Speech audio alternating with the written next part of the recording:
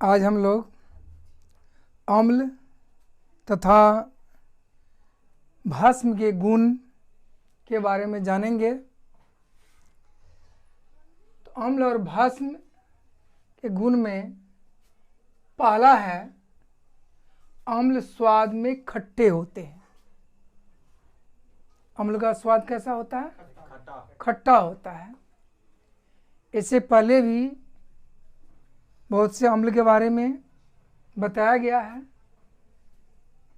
जैसे नींबू में अम्ल होता है साइट्रिक। इमली में अम्ल होता है टार्टारिक। इस तरह से विटामिन सी का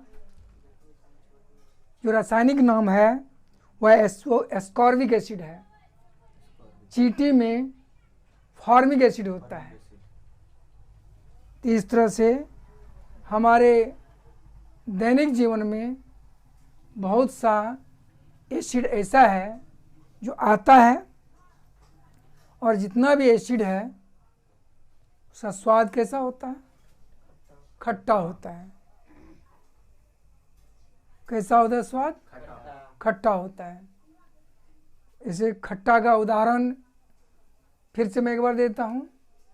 नींबू, टमाटर, सेब, इमली, संतरा, इस सब में एसिड होता है, और एसिड के कारण ही ये क्या होता है? खट्टा होता है। तो सब में एक ही जैसा एसिड नहीं होता है, बल्कि नींबू और संतरा में साइट्रिक एसिड होता है, इमली में टार्टारिक एसिड होता है। इसी तरह से अलग अलग जो खट्टा चीज़ है उसमें अलग अलग एसिड होता है। तो अभी हम लोग जाने कि अम्ल का स्वाद खट्टा होता है। इसको याद करने की आवश्यकता नहीं है, क्योंकि हम लोग बराबर नींबू का यूज करते हैं, चख करके भी देख चुके हैं। तो उसका स्वाद कैसा होता है? खट्टा होता है। सेब कोनो जो गड़बड़ वाला पकड़ा जाता है तो उसका भी स्वाद कैसा होता है? खट्टा होता है। संतरा हम लोग खाते हैं, उसका स्वाद कैसा होता है? खट्टा होता है।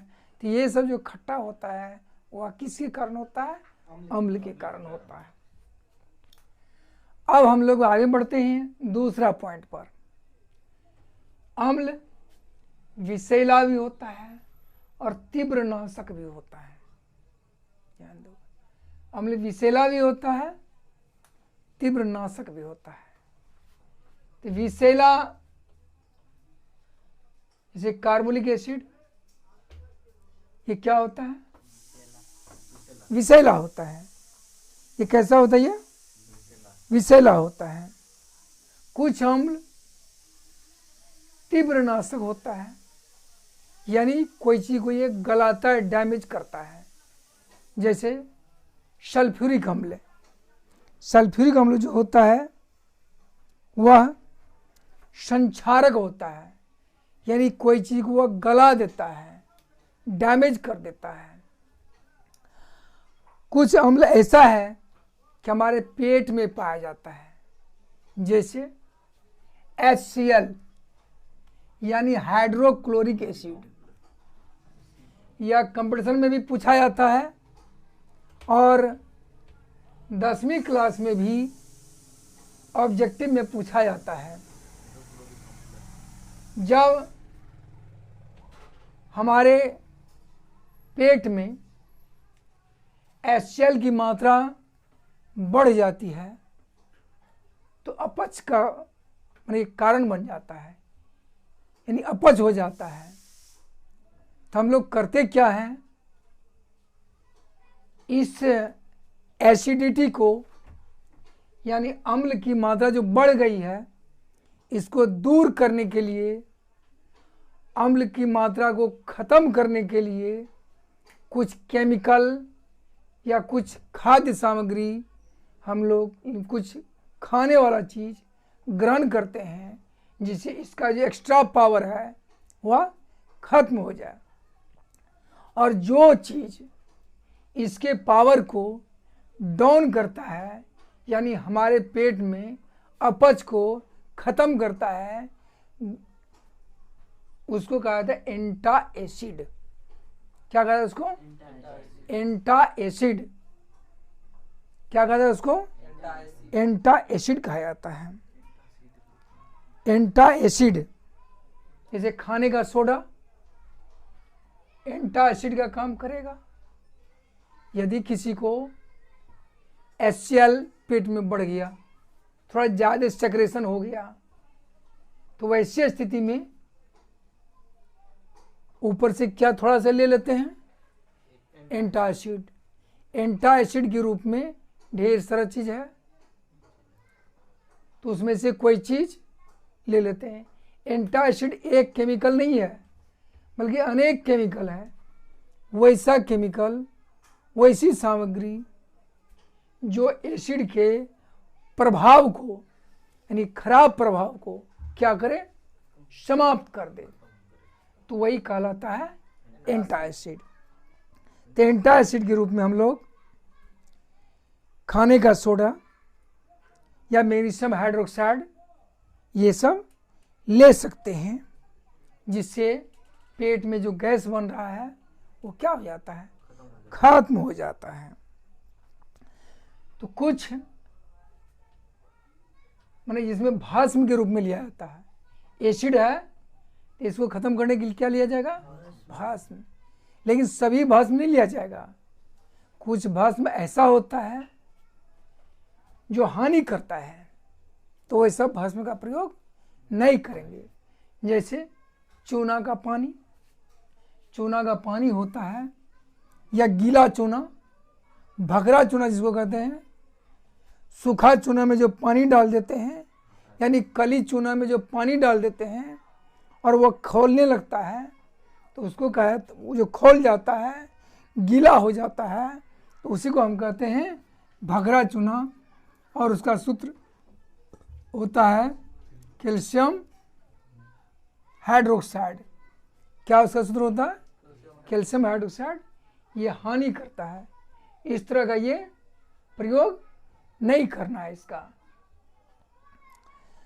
अब हम लोग बढ़ते हैं तीसरा पॉइंट पर, अम्ल तथा भस्म द्वारा रंजक के रंग में परिवर्तन सूचक। इसका हेडिंग थोड़ा लंबा है, इसमें कुछ अस्पष्टता नजर आ रही है। इसके बारे में हम लोग एक प्रयोग करेंगे और प्रयोग में देखेंगे कि वह कैसे काम करता है। इसके लिए हम लोग 4 चीज लेते हैं: लाल लिटमस पत्र, नीला लिटमस पत्र, कोलगेट, नींबू। अब ये चारों चीज क्यों लिए? कोलगेट क्षारीय होता है और नींबू अम्लीय होता है। तुम लोगों के दिमाग में यह भी बात आ रही होगी, आखिर कोलगेट क्षारीय क्यों, अम्लीय क्यों नहीं होता है? तो हम लोग जो भोजन करते हैं उसका कुछ अंश या टुकड़ा मुंह में रह जाता है, दांत में लगा हुआ रह जाता है, और उसके सड़ने से एसिड यानी अम्ल बनता है, और वह अम्ल हमारे दांत को बहुत ज़्यादा नुकसान करता है। दांत गल जाता है। छोटा बच्चा सबका हम लोग देखते हैं कि बिस्किट खा खा करके दांत को गला लिया है, तो वह अम्लीयता के कारण हुआ, उसके दांत में अम्ल बन गया, मुंह में अम्ल बन गया, और वही अम्ल उसके दांत को क्या किया? गला दिया। तो उस अम्ल के प्रभाव को समाप्त करने के लिए हम लोग क्षारीय पेस्ट, यानी दांत साफ करने वाला जो पेस्ट होता है, उसका यूज करते हैं। दतमन के रूप में नीम का दतमन का प्रयोग सबसे अच्छा होता है, क्योंकि वह क्षारीय होता है। हमारे मुंह में दांत में जो अम्लीय गुण रहता है उस गुण को क्या करता है, वह समाप्त कर देता है। सर अम्लीय गुण को तो भस्म भी खत्म करता है ना? अम्लीय गुण को भस्म भी खत्म करता है, बिल्कुल सही बात है। तो भस्म को हम लोग पूरा हर जगह लगाएंगे ब्रश में दे दे करके, वह नहीं। भस्म का जब जलीय घोल बनाते हैं तो वही क्षार होता है, तो पेस्ट भी वही चीज है। तो इसका काम है दांत के छेद में से अम्ल के प्रभाव को समाप्त करना।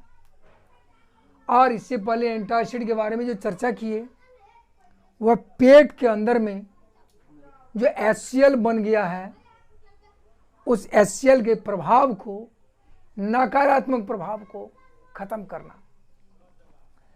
तुम लोगों के दिमाग में यह भी बात आ रही होगी कि हमारे पेट में HCl जो बनता है वो हमेशा खराबी करता होगा।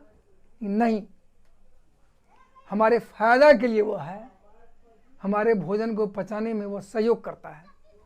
लेकिन जब वो एक्सेस बनने लगता है, ज़्यादा बन जाता है, तब तो वह खराबी करता है।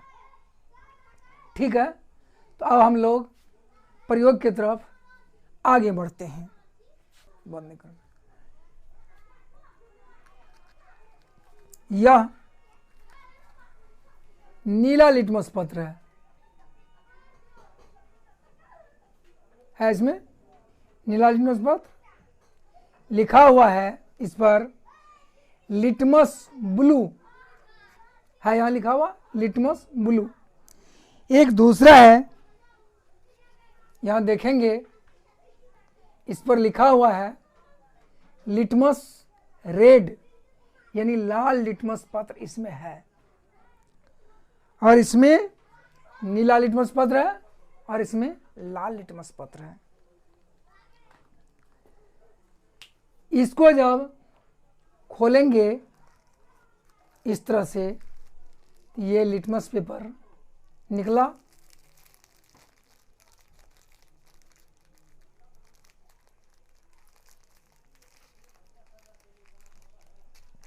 इसमें से एक बंडल निकाले,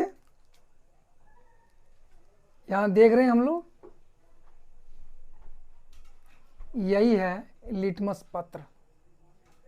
इसमें ढेर सारा लिटमस पत्र है जिससे जांच की जाती है। अब नीला लिटमस पत्र का ये पैकेट है, इसको खोलते हैं, इसमें से भी निकालते हैं।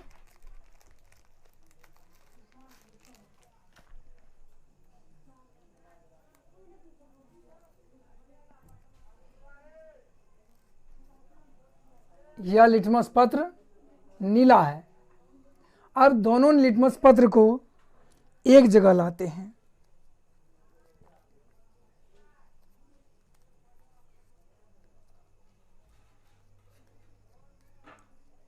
यह है लाल, यह है नीला, यह है लाल और यह है नीला। अब दोनों में बारी बारी से नींबू का रस लगाते हैं।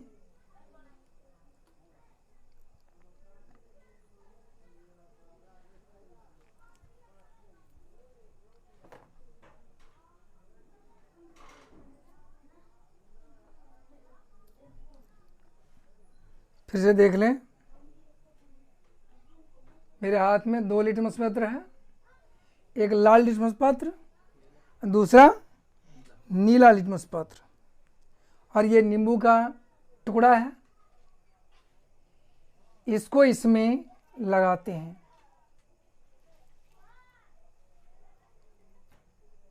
देखें इसका रंग कैसा हो गया, लाल हो गया, हुआ या नहीं? और लाल लिटमस पत्र में भी लगाकर देखते हैं, कोई परिवर्तन नहीं हुआ, जैसे का तैसे रह गया। क्लियर है? दोबारा इसको फिर से हम लोग करके देखते हैं।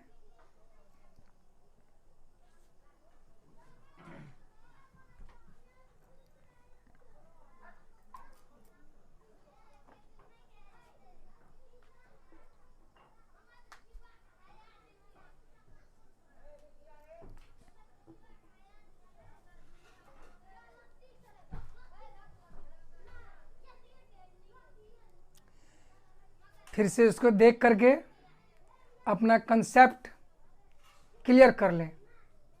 2 लिटमस पत्र है, एक नीला लिटमस पत्र और एक लाल लिटमस पत्र। दोनों में ये नींबू का रस लगाती है, नींबू का टुकड़ा है, इसका रस लगाते हैं। लाल लिटमस पत्र में नींबू का रस लगाए, क्या परिवर्तन आया? कोई परिवर्तन? कोई परिवर्तन नहीं आया। अब नींबू का रस लगाते हैं नीला लिटमस पत्र में, क्या परिवर्तन आया? लाल हो गया। याद हुआ?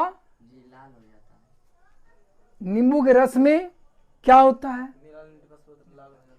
नींबू में क्या होता है? अम्ल या भस्म? अम्ल होता है। तो अम्ल नीला लिटमस पत्र को लाल कर देता है। याद हुआ? अम्ल क्या करता है? नीला लिटमस पत्र को लाल कर देता है। ठीक है, लेकिन लाल लिटमस पत्र को क्या करता है? कुछ नहीं, उस पर कोई प्रभाव नहीं पड़ता है। ठीक, अब हम लोग दूसरा प्रयोग करते हैं।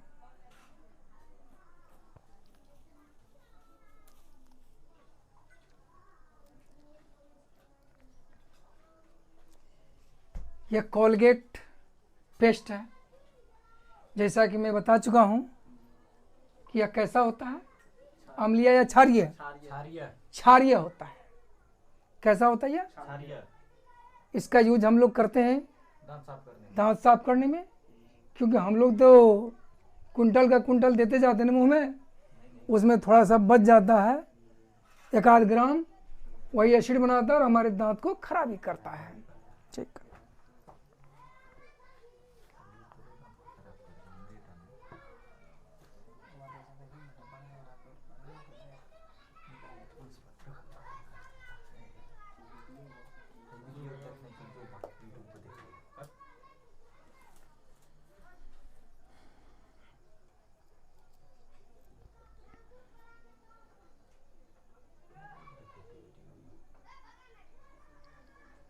फिर से देखें, वही दोनों लिटमस पत्र, एक लाल और एक नीला, और इसमें पीछे से थोड़ा सा पेस्ट लगाते हैं। ये इसमें लगाए,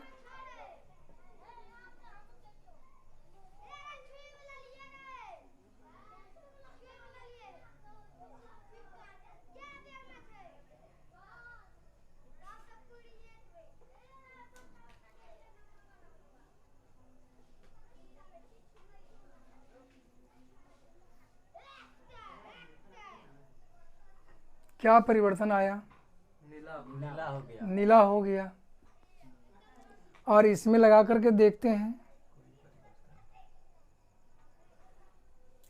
कोई परिवर्तन नहीं। देख ले, तो क्षार यानी भस्म क्या करता है? लाल लिटमस पत्र को नीला कर देता है। और नींबू का रस क्या किया? नीला लिटमस पत्र को लाल कर दिया।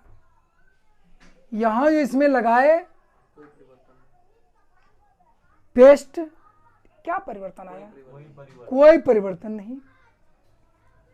इस तरह का प्रयोग हम लोग चूना पानी का भी कर सकते हैं।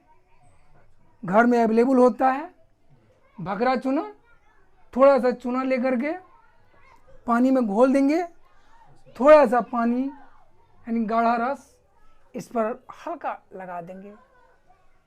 तो लाल लिटमस पत्र कैसा हो जाएगा? नीला नीला हो जाएगा। लेकिन नीला लिटमस पत्र पर कोई परिवर्तन कोई प्रभाव नहीं पड़ेगा। तो इस तरह से हम लोग देखें अम्ल और भस्म का लिटमस पत्र पर प्रभाव। याद भी हो गया होगा।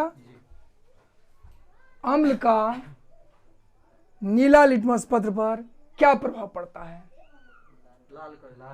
लाल कर देता है। और अम्ल का लाल लिटमस पत्र पर क्या प्रभाव पड़ता है? कोई प्रभाव नहीं पड़ता है। ठीक।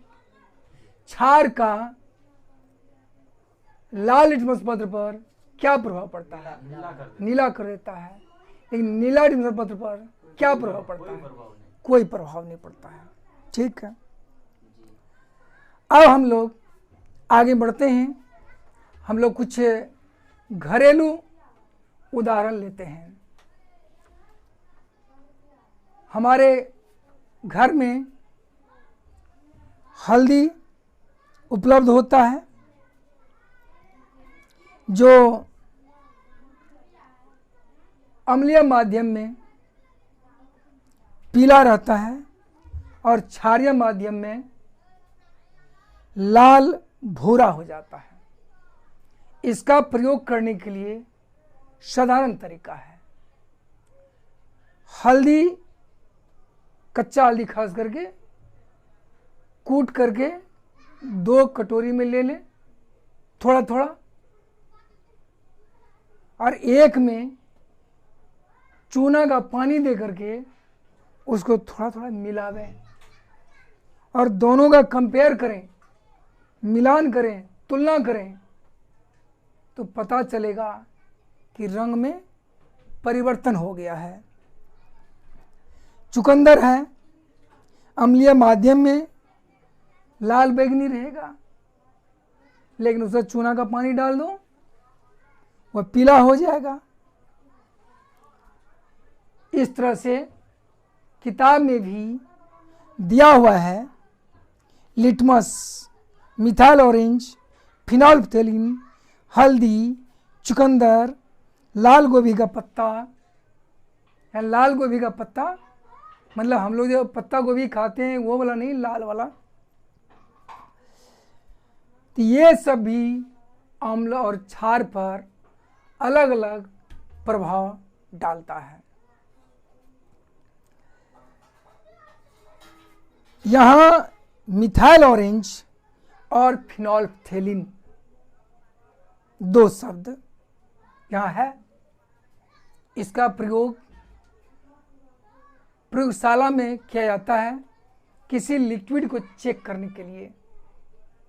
जैसे 2 ग्लास है, शीशा का ग्लास है, दोनों में पानी जैसा कोई चीज रखा हुआ है और ये नहीं बताया गया कि किसमें अम्ल है और किसमें भस्म है, किसमें अम्ल है और किसमें भस्म है। दोनों में क्या किए, 2-2 बूंद मिथाइल ऑरेंज डाल दिए। क्या डाले? Methyl orange. ये लिक्विड होता है, पेपर नहीं होता है। पेपर तो दिखा दिए, लिटमस पेपर। मिथाइल ऑरेंज डाल दिए। जब अम्ल रहेगा तो अम्लीय माध्यम में वह लाल हो जाएगा, लेकिन क्षारीय माध्यम में वह पीला हो जाएगा। इस तरह से हम लोग यह जान जाते हैं कि उस ग्लास में अम्ल है या भस्म है। वैसे उसके पावर को जांच करने के लिए भी विधियां हैं जो अगली कक्षाओं में प्रयोग में लाया जाता है। अब अगला पॉइंट पर विचार करेंगे।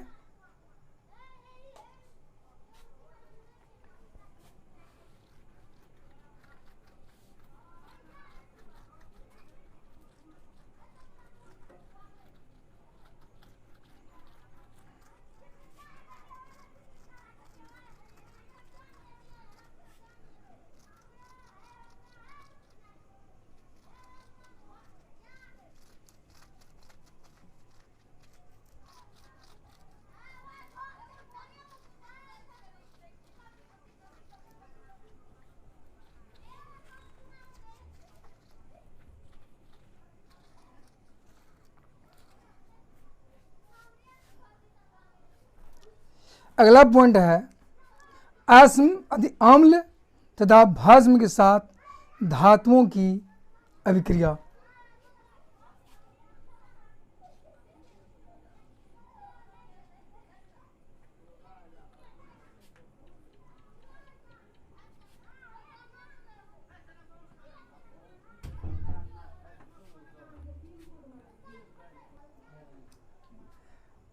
अब हम लोग चौथा पॉइंट पर विचार कर रहे हैं, अम्ल तथा भस्म के साथ धातुओं की अभिक्रिया।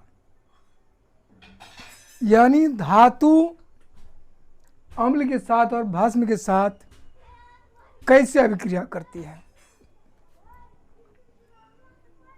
तो भस्म के बारे में ज़्यादा ध्यान नहीं देंगे चूँकि उसकी अभिक्रिया बहुत कम है, लेकिन अम्ल के बारे में बहुत ज़्यादा अभिक्रिया है और अम्ल से अभिक्रिया करके वह कौन सी गैस निकालती है? हाइड्रोजन गैस निकालती है। दोनों ही स्थिति में यदि हम धातु की अभिक्रिया अम्ल से करावें या भस्म से करावें तो दोनों ही स्थिति में कौन सी गैस निकलेगी? हाइड्रोजन गैस निकलेगी। और इसमें इस तरह से तीर का चिन्ह दिया हुआ रहेगा, ऊपर की ओर तीर का चिन्ह गैस निकलने का है और नीचे की ओर जो तीर का चिन्ह होता है अवक्षेप का बनना। अवक्षेप समझते हो? अवक्षेप जो नहीं समझते हो उसको मैं बता देता हूँ। यदि किसी में ऐसे चिन्ह लगा रहेगा तो इसका मतलब क्या होता है। दूध तो सभी कोई देखे होंगे, दूध को फटते हुए देखे होंगे, देखे हो क्या? नहीं देखे हो जी? देखा है? नहीं देखा है? फटा हुआ दूध नहीं देखा है? दूध को फटते हुए नहीं देखता है। जब लेट हो जाता है गर्म करते हैं तो वो अपने आप फटने लगता है। अच्छा, यदि कपड़ा फट जाता है तो क्या करते हैं? दर्जी के पास ले जाकर सिलाई कर देते हैं। तो दूध जो फट जाता है तो कभी दर्जी के पास सिलाई करवाया क्या? हाँ, उसका फटना कैसा होता है? उसमें ढेला बन जाता है, ठोस रूप में बन जाता है। यानी पहले से वह द्रव अवस्था में था और बाद में कैसा हो गया? वह ठोस हो गया। तो जब किसी द्रव में ठोस बनने लगे तो उसी को कहा जाता है अवक्षेपण या अवक्षेप का बनना, यानी सेडिमेंट फॉर्मेशन। और उसी में नीचे की ओर तीर का चिन्ह लगा रहता है। समझ गए? तीर का चिन्ह ऊपर की ओर और तीर का चिन्ह नीचे की ओर। ऊपर की ओर गैसों का निकलना यानी गैस बनना फॉर्मेशन, और नीचे की ओर ठोस का बनना यानी अवक्षेप का बनना। ठीक, तो अब हम अभिक्रिया कराते हैं। यह क्या है? सोडियम धातु। सोडियम क्या है? धातु है। तो सोडियम धातु की अभिक्रिया जब हम हाइड्रोक्लोरिक अम्ल से कराते हैं, सोडियम धातु की अभिक्रिया किससे कराते हैं? हाइड्रोक्लोरिक अम्ल से कराते हैं। तो ये यह जो सोडियम है वह क्लोरीन से जुड़ जाएगा, यानी सोडियम क्लोराइड हो जाएगा। और ये सोडियम क्लोराइड तुम लोग देखे हो कभी? क्या कभी देखा है? कभी जिंदगी में मौका मिला है सोडियम क्लोराइड देखने का? हाँ, बिल्कुल सही कहा। नमक जो डेली का डेली हम लोग 3 बार 4 बार खाते हैं, वही नमक का ये सूत्र है और इसी का रासायनिक नाम है सोडियम क्लोराइड। तो सोडियम क्लोराइड और प्लस क्या बच गया? हाइड्रोजन। तो यहाँ लगा देंगे हाइड्रोजन और इसमें तीर का चिन्ह लगा देंगे। तो यहाँ तुम लोग ये सोच सकते हो कि H यहाँ एक ही है, यहाँ डबल कैसे हो गया। तो इसे पहले भी मैं बताया था कि H अकेला नहीं रहता है, जब भी वह बनेगा डबलिंग तुरंत तुरंत वह दो दो करके क्या होगा, आपस में जुड़ जाएगा। जुड़ जाएगा। ठीक, अब अगला उदाहरण लेते हैं। अच्छा, इसमें इसको हम लोग बैलेंस भी कर सकते हैं, यानी बाईं ओर और दाईं ओर बराबर कर देंगे परमाणु का। तो अभी उस पॉइंट को छोड़ रहे हैं, आगे वो आएगा जहां हम लोग उस पर विस्तृत चर्चा करेंगे। ये क्या हो गया, मैग्नीशियम धातु हो गया।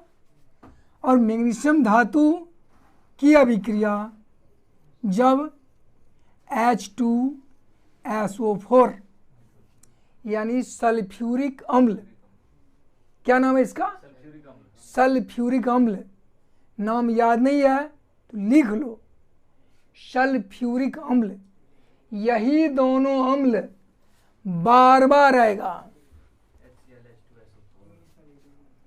सल्फ्यूरिक अम्ल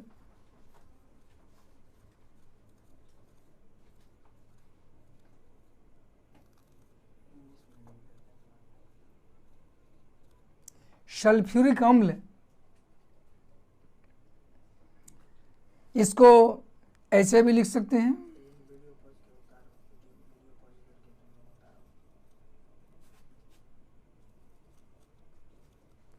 सल्फ्यूरिक एसिड।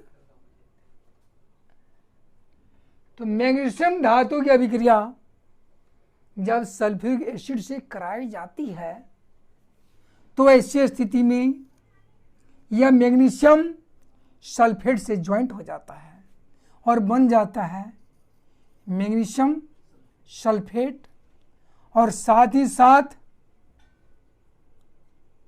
कौन सी गैस बन जाएगी, हाइड्रोजन गैस बन जाएगी।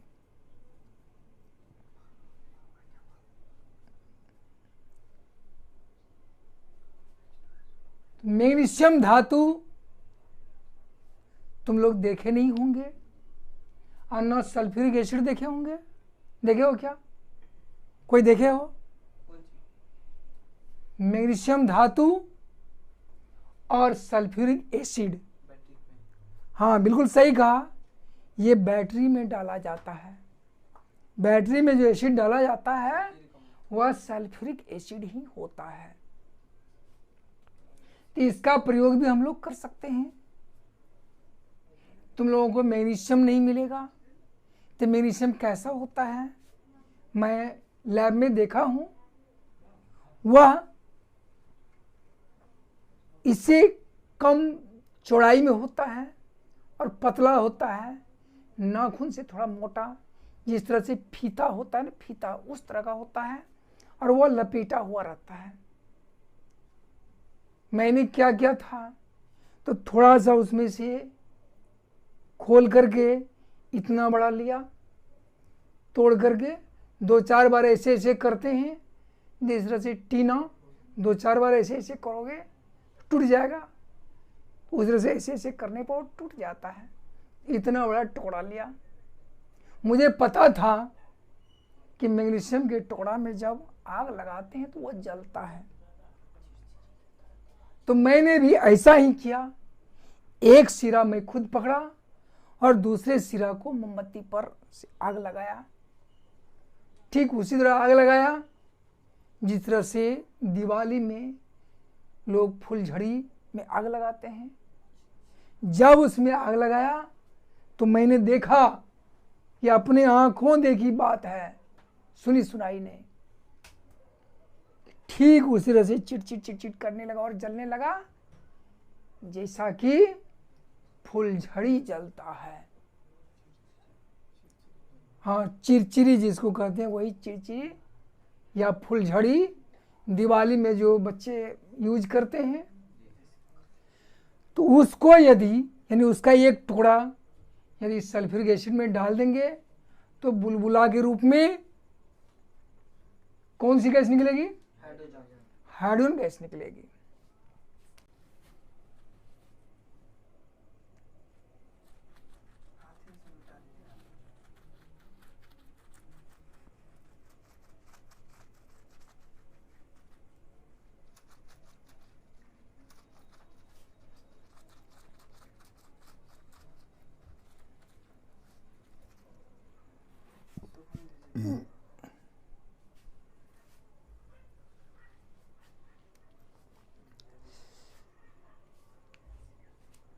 अभी हम लोग सल्फ्यूरिक एसिड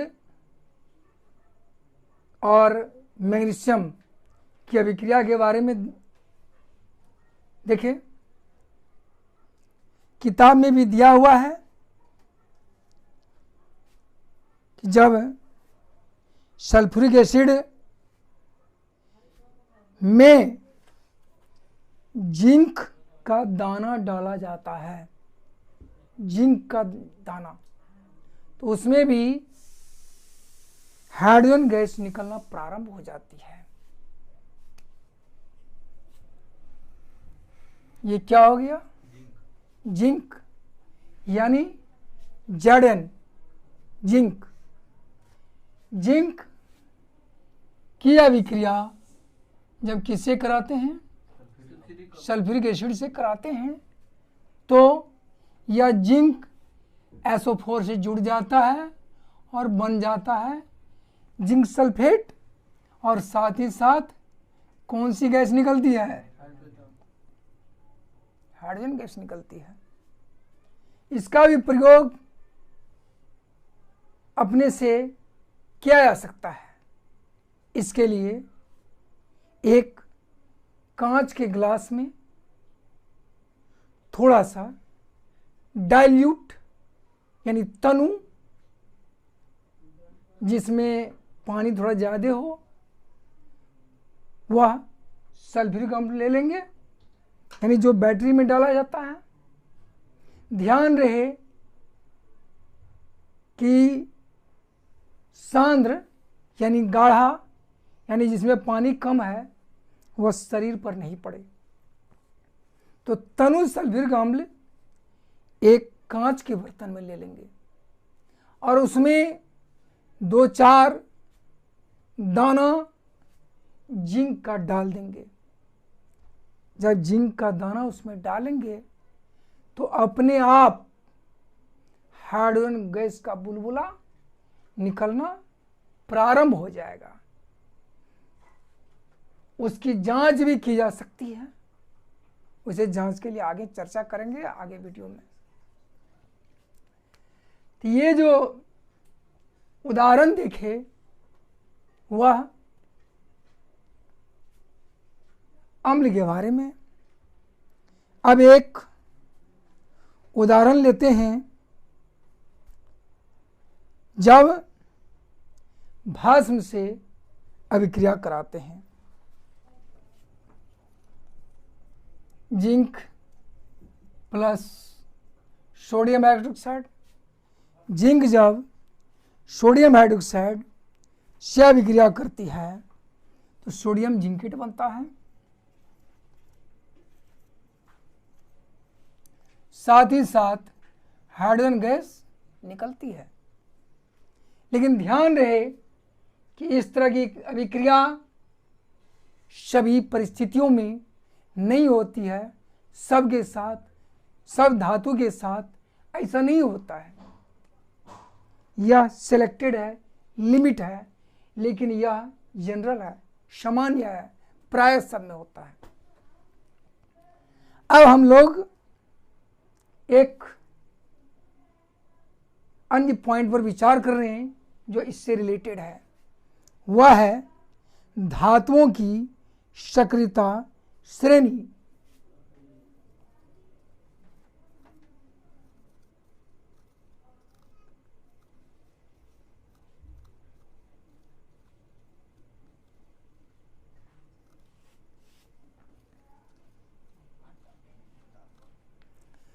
धातुओं की सक्रियता श्रेणी, यह बात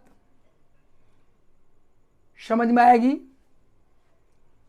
जब इसका 2-4 उदाहरण दिया जाएगा। तुम लोग ये बताओ, लोहा तो देखे हो, सोना देखे होंगे। दोनों को यदि हम मिट्टी में गाड़ कर रख दें, भींगी हुई मिट्टी में, तो कौन खराब हो जाएगा जल्दी? लोहा जल्दी खराब हो जाएगा और सोना खराब नहीं होगा। यानी लोहा ज्यादा सक्रिय है और सोना कम सक्रिय। कम सक्रिय है। तांबा और लोहा दोनों का बर्तन हम बाहर में रख दें, कौन जल्दी खराब होगा? लोहा। यानी तांबा और लोहा में लोहा ज्यादा सक्रिय है। यदि तांबा और सोना दोनों को भिंगा हुआ जगह में या ऐसे ही रख दें लंबा समय के लिए, तो कौन जल्दी खराब होगा? तांबा खराब होगा और सोना जल्दी खराब नहीं होगा।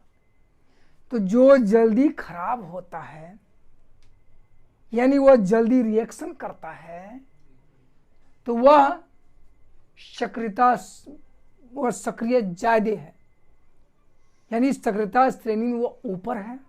और जो कम रिएक्शन करता है वो क्या है? सक्रियता श्रेणी में नीचे है। सोडियम, पोटासियम, जैसे किताब में जो बात दी हुई है उसमें है पोटासियम। इसमें पोटासियम को सबसे ऊपर रखा गया है। इसका मतलब हाँ, पोटासियम को इसमें दिया हुआ है। तुम लोगों के किताब में एक कॉलम बना हुआ है, ऊपर में दिया हुआ है सारणी 2.3 धातुओं की सक्रियता श्रेणी। तो उस श्रेणी उसमें दिया हुआ है पोटेशियम को सबसे ऊपर और सोना को सबसे नीचे। इसका मतलब पोटेशियम को यदि सल्फ्यूरिक अम्ल में डालेंगे तो जल्दी जल्दी गैस निकलेगी। उसके नीचे है कैल्शियम। यदि कैल्शियम को डालेंगे तो उससे कम हाइड्रोजन गैस निकलेगी, यानी रिएक्शन थोड़ा उससे धीमा हो गया। उसके बाद यदि सोडियम को डालेंगे तो उससे भी कम, मैग्नीशियम को डालेंगे उससे भी कम, एल्यूमिनियम को डालेंगे उससे भी कम, जिंक को डालेंगे उससे भी कम, लोहा को डालेंगे उससे भी कम, टीन को डालेंगे उससे भी कम, लेड को डालेंगे उससे भी कम। तो यहां तक का एक साथ याद करना। उसके बाद देखोगे कि किताब में हाइड्रोजन को ब्रैकेट से घेर दिया है, यानी ये सब हाइड्रोजन से ऊपर है सक्रियता श्रेणी में। ऐसे पूछा जाता है कि हाइड्रोजन से ऊपर है सक्रियता श्रेणी में या हाइड्रोजन से नीचे है। अब जो आगे है तो हाइड्रोजन से नीचे तांबा है, तांबा के नीचे पारा है, पारा के नीचे चांदी है, चांदी के नीचे सोना है। वैसे और सब भी धातु है जो सक्रियता श्रेणी में अपना जगह बनाए हुआ है, लेकिन तुम लोगों को उतना पर नहीं जाना है। बस जो इसमें दिया हुआ है उसी को थोड़ा देख लेना अच्छा से कि कौन आगे है कौन पीछे है, क्योंकि इसकी आवश्यकता आगे विभिन्न प्रकार की अभिक्रियाओं में होगी। यह बहुत जरूरी है, ये पूछा जाएगा परीक्षा में भी और मैं भी टेस्ट में पूछूंगा। तो इस तरह से हम लोग जाने अम्ल और भस्मीय गुण, और भी इसका गुण है जिसके बारे में अगला वीडियो में विचार किया जाएगा। आज बस इतना ही। यदि किसी को दिक्कत हो तो कमेंट करें।